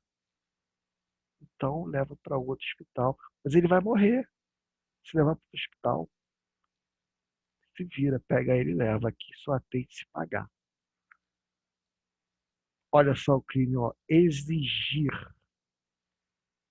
que tem o sentido de impor. Cheque calção, nota promissória ou qualquer garantia.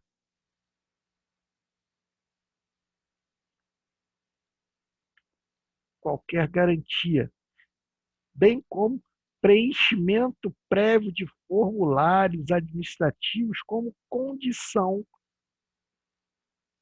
Não é qualquer atendimento médico, é atendimento médico emergencial. Não é?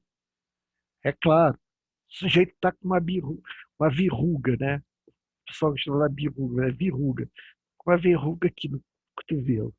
Aí chega lá na Unimed, eu queria arrancar essa verruguinha aqui. Tá bom, você tem plano? Não. Bom, então o senhor vai ter que ou pagar, ou então o senhor vai ter que procurar um hospital público para fazer isso. Hospital público? Eu? Nem pensar, pode tirar aqui, agora. Bem, mas tem que pagar. Não, não vou pagar. Tem obrigação de coisa aqui. O professor de direito penal falou que é crime. Para bota o professor, queridos, é atendimento médico hospitalar emergencial. Tá no gogó da EMA. Irmãozinho, joga para dentro, atende, depois a gente vê quem cobra. Salvou a vida. Beleza. Senhor, tem que pagar isso. Familiares, não tem condição de pagar? Tudo bem, então nós vamos transferir ele agora para a rede pública. Tá bom? Tá bom. Salvou a vida, não deixou morrer? Beleza. Não tem crime. Vai para o SUS depois, recupera lá no SUS, internar no SUS, não tem problema. Mas negar o atendimento ou impor uma dessas garantias aqui é uma pena que o Brasil é uma brincadeira. Olha a pena para isso, cara. Ó. 3 meses a 1 ano, cara. Tá de sacanagem. Olha a pena que eles dão para isso, cara. O cara paga uma cesta básica. Ah, tem um aumentozinho aqui. A pena é aumentar até o dobro. 6 meses a 2 anos. Se dá negativo de atendimento, resulta lesão corporal de natureza grave e até o triplo se resulta a morte. Muito pequeno. Pena pequena. Ah, professor, mas você é professor de direito penal, você é contra a pena. Pô, eu sou contra a pena, mas enquanto a pena existe, tem que aplicar. Enquanto é o recurso que a gente tem, né? Pô, né? Então, assim, eu particularmente acho que isso aqui é o tipo da coisa para inglês ver. A impressão tem até que o legislador, quando vai legislar um crime desse, ele é convencido a botar uma pena pequena. Sabe? Pressões como esta, né? Olha que imagem significativa, ó. Olha que imagem. Tratando-se de atendimento emergencial, não pode o hospital exigir pagamento ou calção para condicionar o atendimento. Essa imagem aqui, ela vale mais que 1000 palavras, né, cara? Só faltou botar uma grade aqui. Mas essa grade não tem, porque com essa pena desse tamanhozinho aqui, 3 meses a 1 ano, nunca vai ter uma grade para o sujeito que pratica um crime desse. Eu vou até botar em verde, pálido, essa pena aqui, porque igual fica a minha cara de vergonha quando eu tenho que falar um negócio desse. Mas enfim.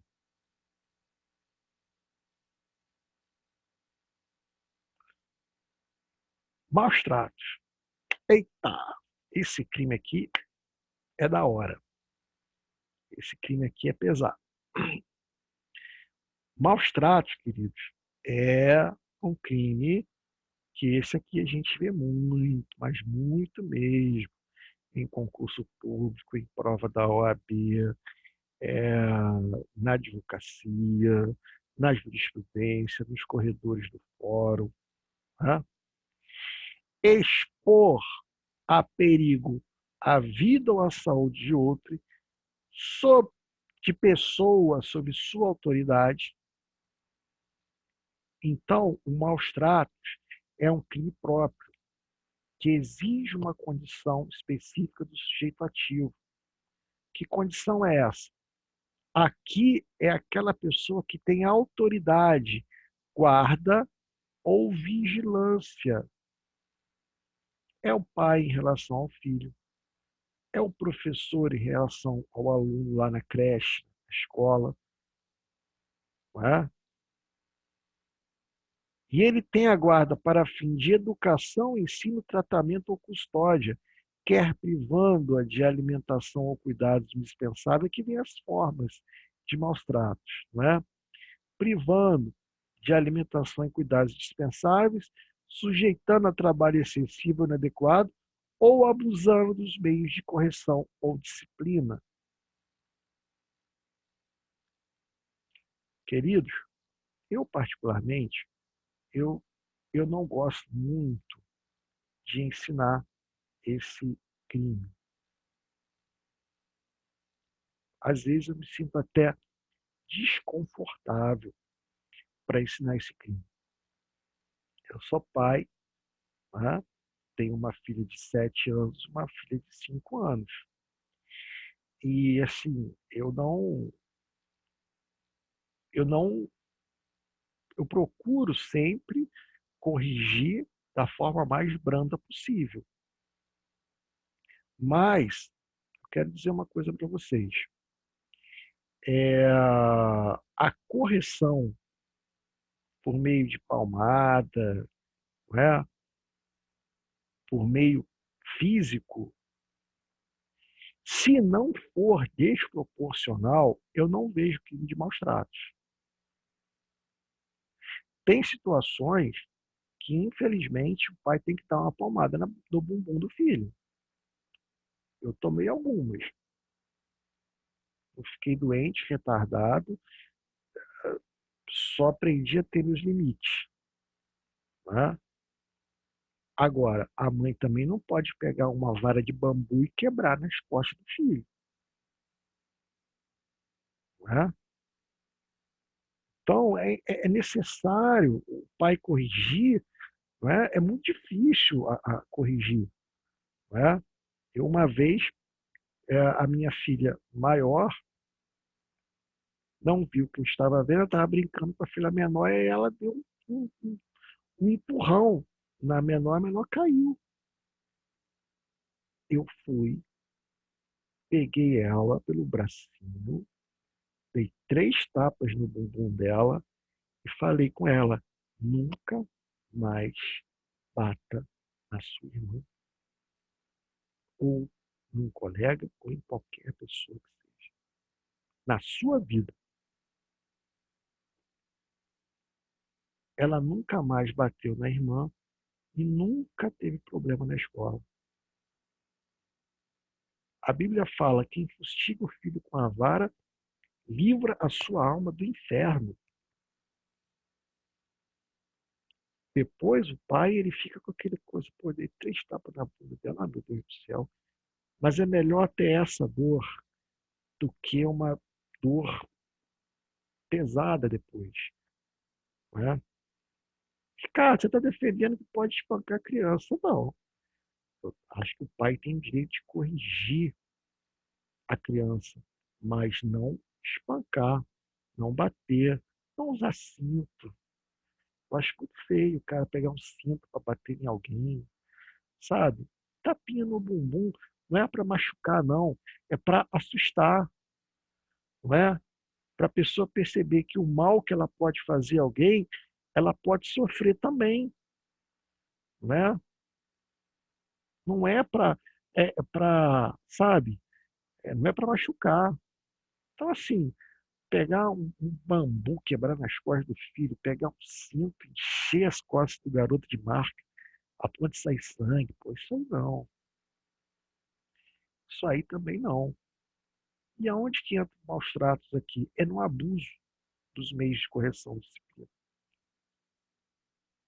Vejam que não é o meio de correção ou disciplina, é o abuso do meio,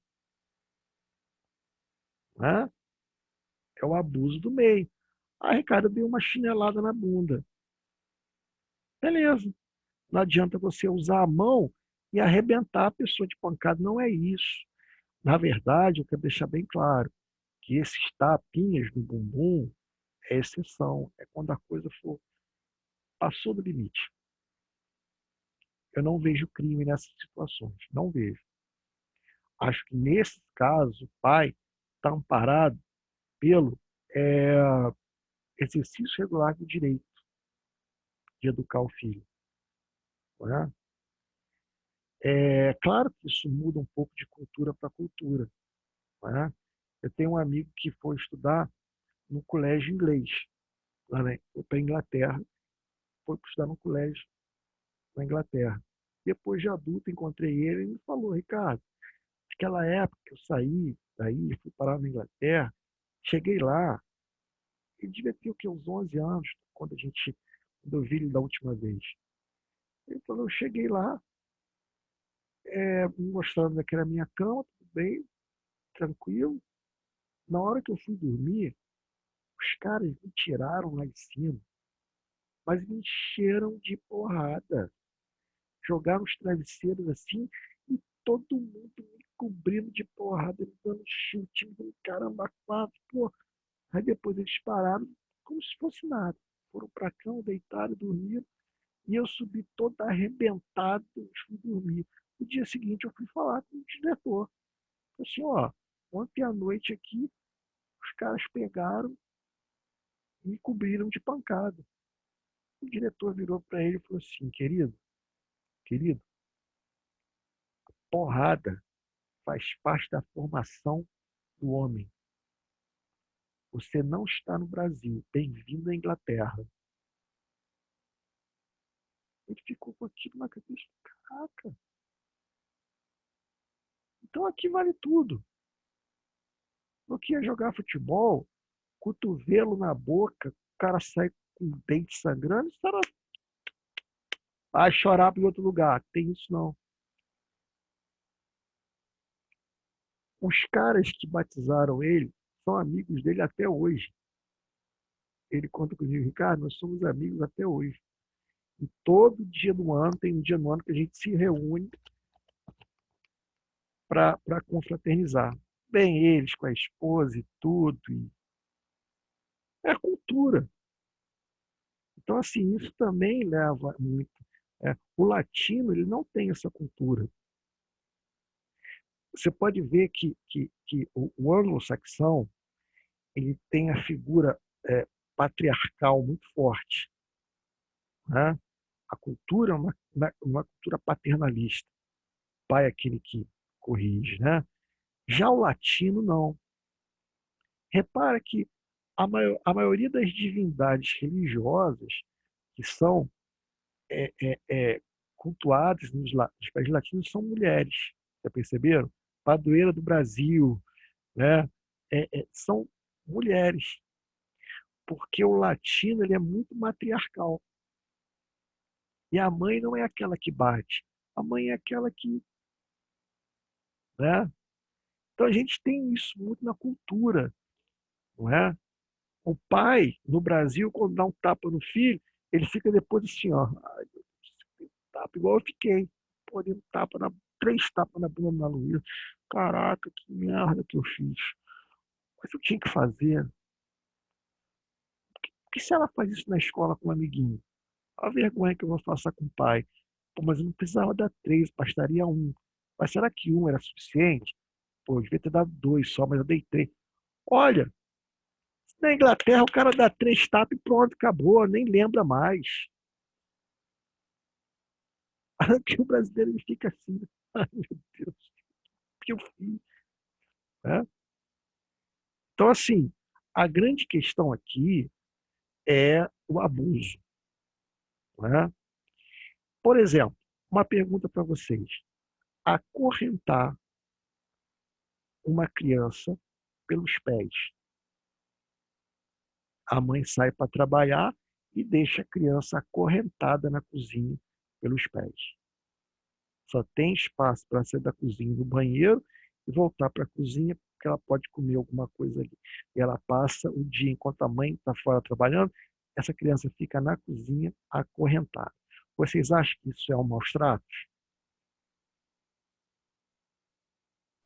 Depende. Com certeza. Sem dúvida, sim. Depende do porquê que ela fez isso. Tem um que falou depende. Sem dúvida. Quem Eu falou? falei depende. Primeiro, escuta a mãe. Oi. Nesse caso, foram ouvir a mãe. Sabe o que a mãe falou? Meu filho está saindo de casa para cheirar cola de sapateiro. E eu não sei o que fazer. Não tenho ninguém para deixar essa criança. E eu tenho que sair para trabalhar, não posso levar ela comigo. E eu chego em casa, ela está fedendo cola de sapateiro. Então eu tive que acorrentar ela. Olha que situação. Como é que eu posso trabalhar um abuso do meio de correção de disciplina sem ouvir o outro lado?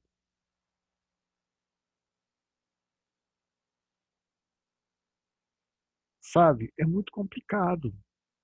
Você pode até, num caso desse, dizer o seguinte: olha, ela praticou um fato típico. Porque, de fato, acorrentar uma criança gera um trauma psicológico. Agora, vamos ver o outro lado. A conduta dela foi reprovável? Aí eu vou analisar dentro da ótica do quê? Da culpabilidade. Para saber o seguinte: olha, tinha como exigir dela uma conduta diferente da que ela tomou? O que é pior para essa criança? Cheirar cola de sapateiro ou ficar acorrentada dentro de casa? Olha como é difícil o direito, queridos. Você acha que é fácil o direito? Não. O direito joga você contra. Direito penal joga você contra situações pesadas. São crises existenciais fortíssimas. Né? E nesse meio tempo aí, em que você está verificando a decisão da mãe, você tem que entender que, de acordo com o seu pensamento, você vai dar uma pena para ela. Ela vai ser apenada. Agora, olha, tem situação que o maus tratos pode resultar a morte.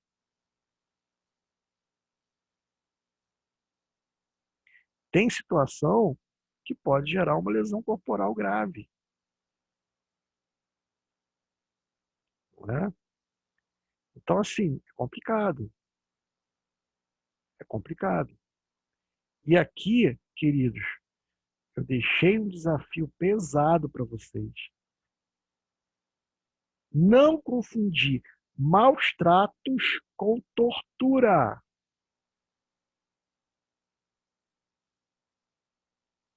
Tortura, tipificado na Lei 9455, onde o dolo é de dano. Queridos, vejam que um crime de maus tratos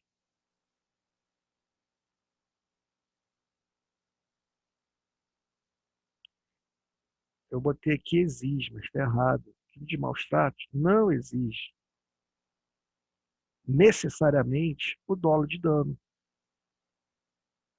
O agente ele possui a intenção de ensino ou tratamento, porém expõe a perigo a vítima. Então a mãe, quando acorrentou o garoto, não queria causar lesões, queria educar, mas exagerou no meio, exagerou. Na tortura, não. Tortura não tem dolo de perigo, tem dolo de dano. Está aqui a tortura, olha. Pau de arara. Sujeito quebrando o outro na delegacia lá para obter uma confissão. Botei aqui do lado o crime de tortura para vocês, ó. Ficou grande demais, peraí. Constitui crime de tortura. Constranger alguém com emprego de violência ou grave ameaça, causando-lhe sofrimento físico ou mental, com o fim de obter informação, declaração, confissão da vítima. Isso é muito comum, a tortura policial.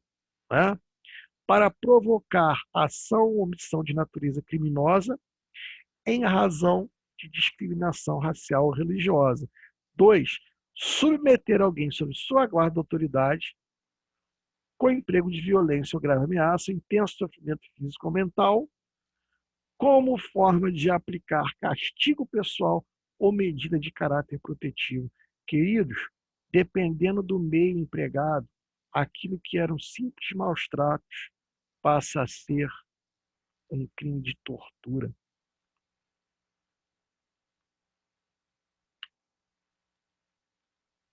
Então, de repente, a mãe que acorrentou o filho, de repente, causou um intenso sofrimento físico ou mental. Como forma de aplicar castigo pessoal ou medida de caráter preventivo. Olha, como é que a coisa vira? Agora eu posso falar que aquela mãe praticou uma tortura quando, de forma preventiva, para evitar que o garoto fosse cheirar cola de sapateiro, não é? Acorrentou o pé da criança e causou um intenso sofrimento mental.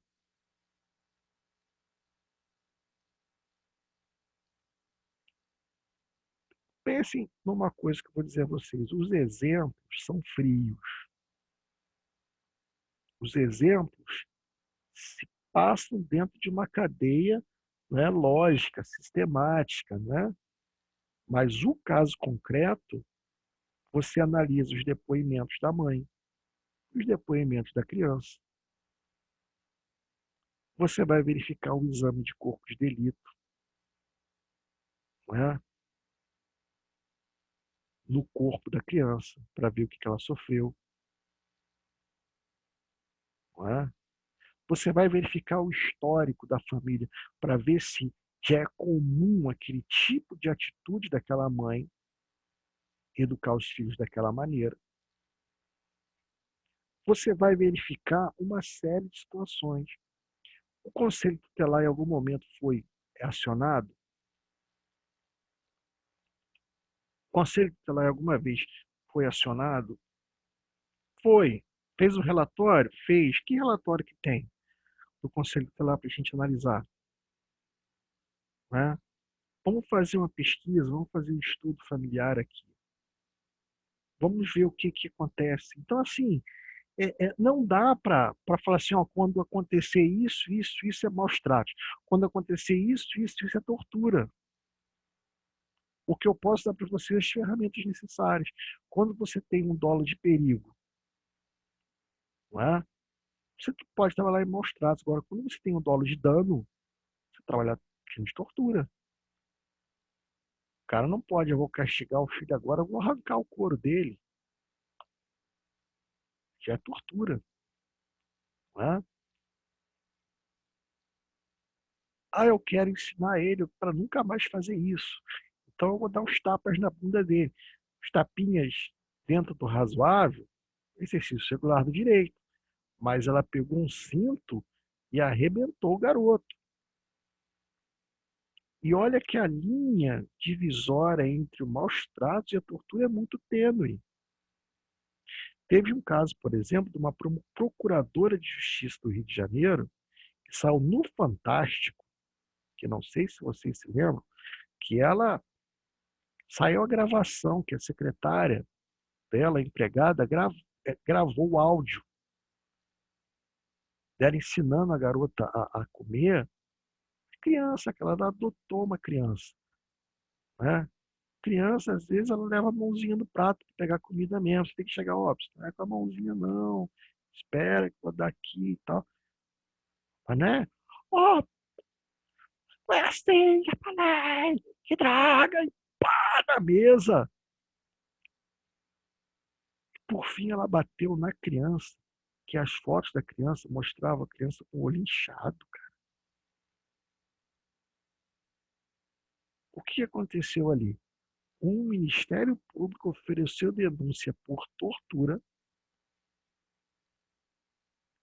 O advogado disse que não foi tortura, foi maus tratos.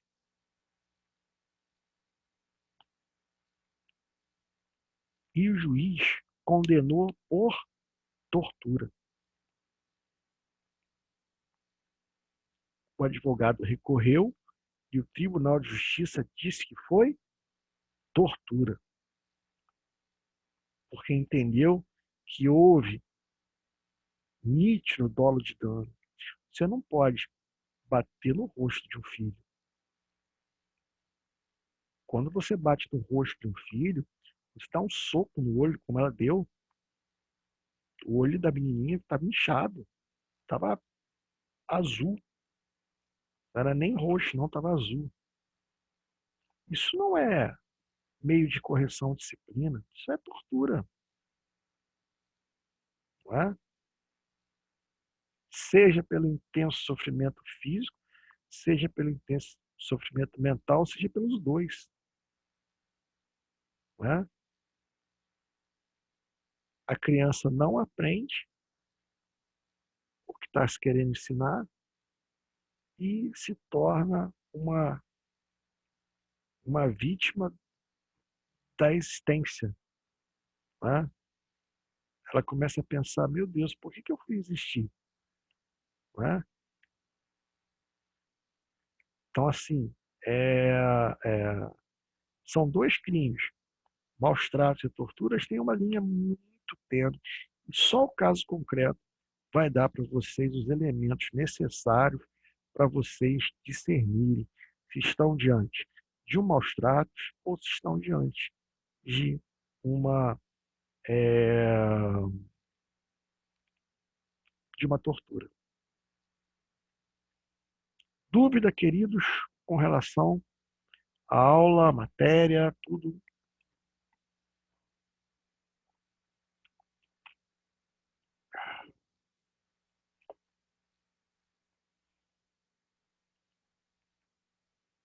Dúvidas? Não, Aqui, tranquilo. tranquilo. Tranquilo.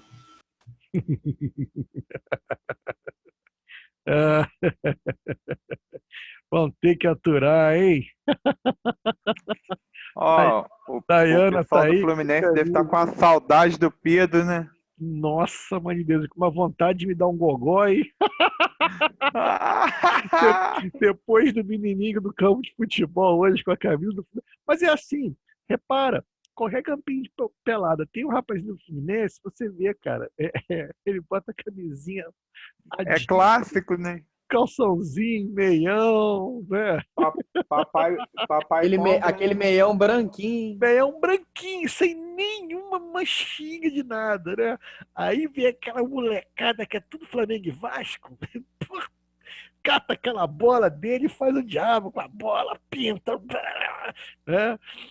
Ai, ai, mas a vida é legal. A gente brinca assim, mas é legal. Tudo Fluminense é bacana, é bacana. Tudo bacana. Chico Buarque, né, cara? Só intelectual.